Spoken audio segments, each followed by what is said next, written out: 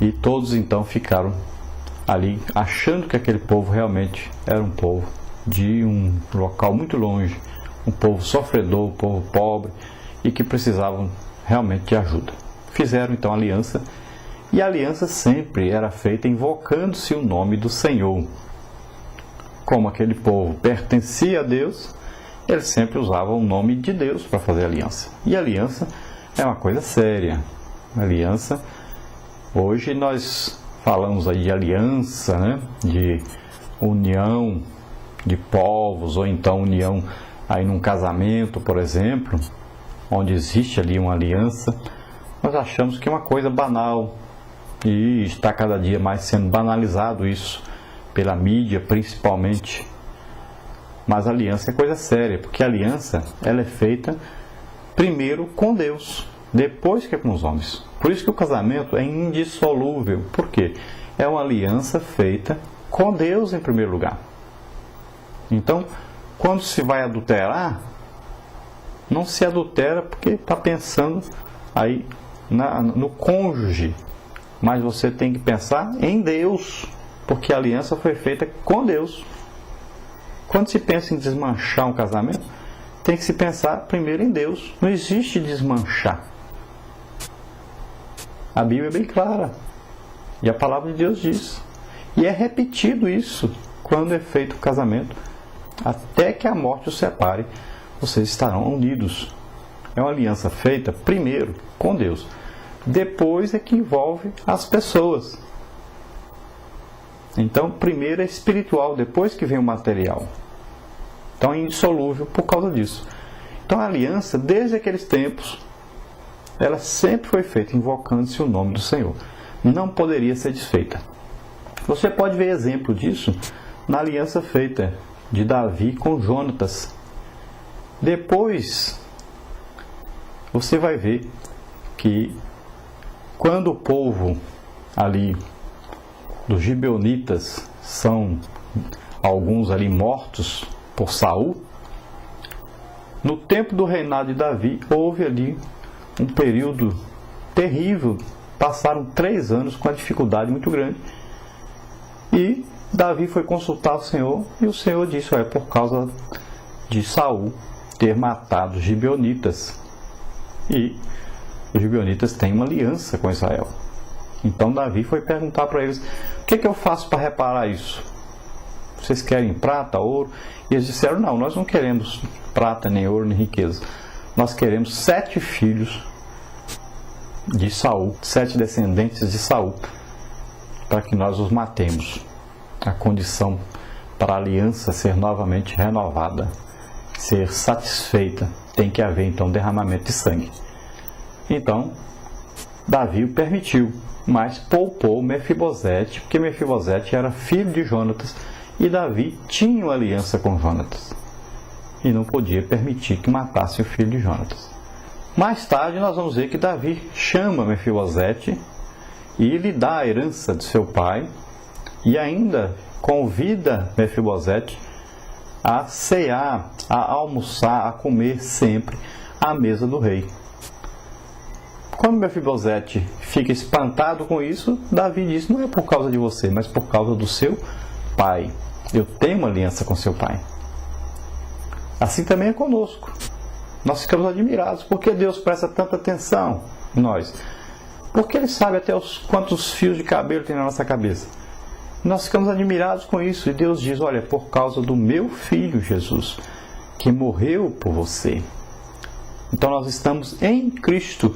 Deus nos recebe porque temos uma aliança com Deus através de Jesus Cristo. Quando nós aceitamos a Jesus como Senhor e Salvador, nós entramos em aliança com Deus. Nós morremos com Cristo naquela cruz, nascemos de novo. Temos agora uma aliança com Deus, vivemos uma nova aliança, feita em Jesus Cristo, com o sangue de Jesus Cristo derramado por nós. Glória a Deus, aleluia. Bom, os gibeonitas então conseguiram enganar Josué e os príncipes de Israel, mas daí a 3 dias, como mentira tem perna curta, descobriram então que eles eram dali bem de pertinho. Então Josué poupou a vida deles, porque já tinham aliança feita, não podia desmanchar mais. Tinham que ser fiéis a essa aliança por causa de Deus, porque se eles não fossem fiéis com a aliança que tinham feito em nome do Senhor, Deus então desmancharia toda a aliança com eles também. E eles sofreriam muito, passariam dificuldades, seriam destruídos por aqueles povos daquele lugar. Então eles tiveram que manter a aliança.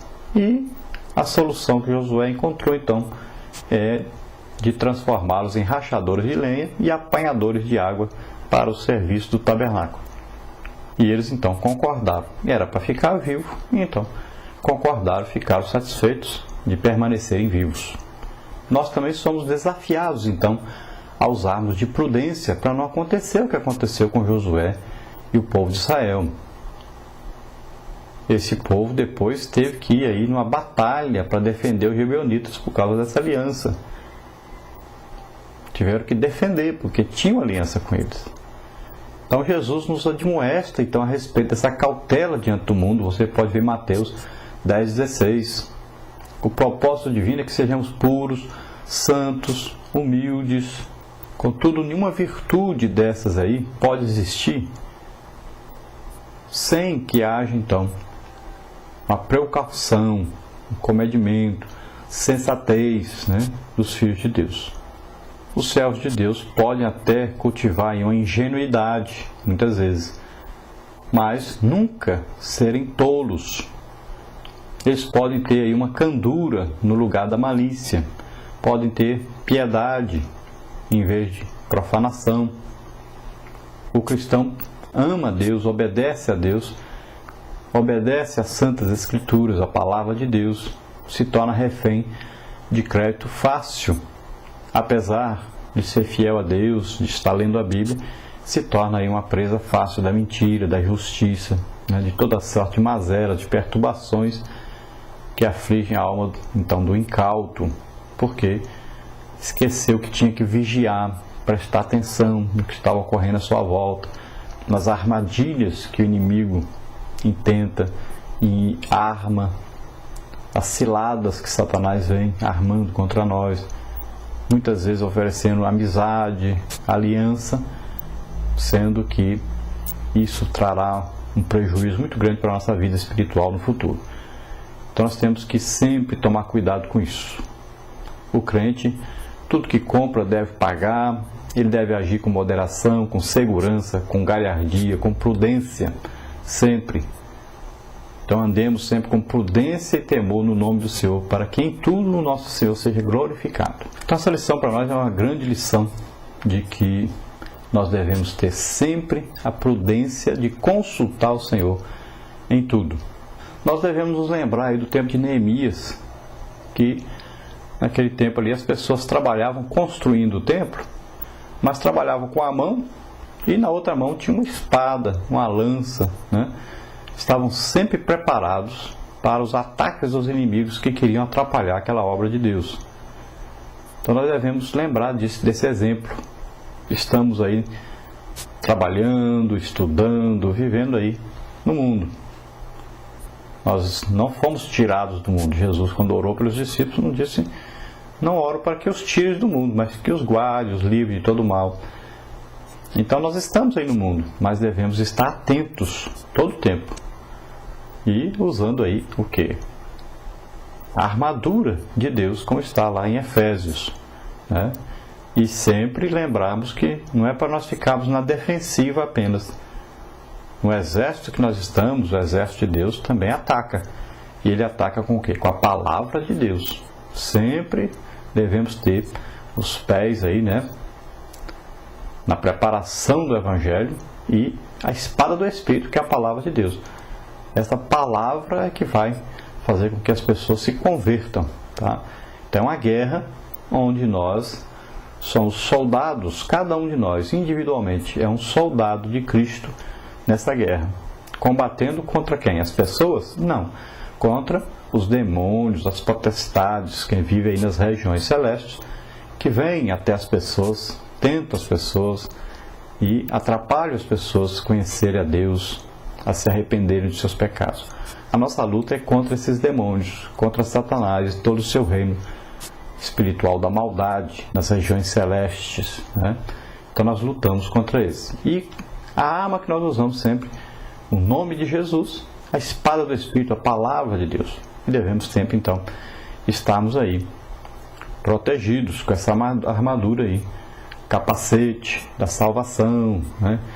Aí temos aí a couraça da justiça, temos aí então a espada do Espírito, que é a palavra de Deus, os pés calçados aí na preparação do Evangelho, tudo isso aí que diz para que um soldado esteja preparado nas lutas do dia a dia.